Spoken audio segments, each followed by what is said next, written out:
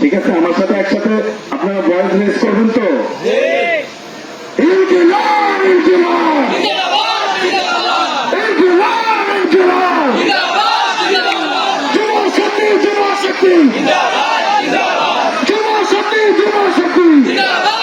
ধন্যবাদ।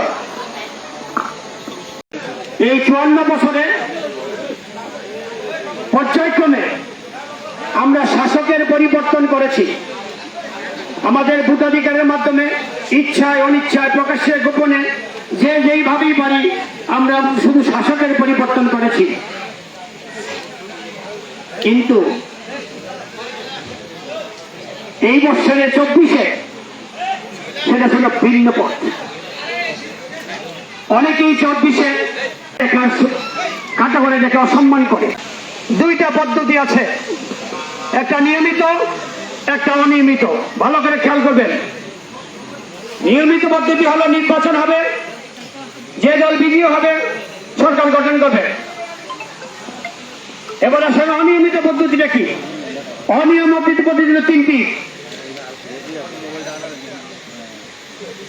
তিন ভাবে অনিয়মিত সরকার গঠন হতে পারে।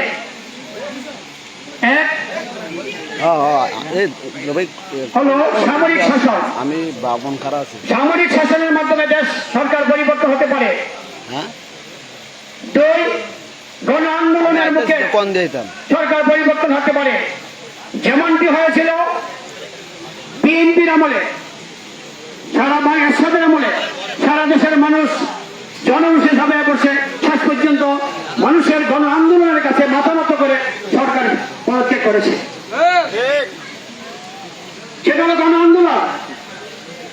কিন্তু 24-এর আন্দোলনকে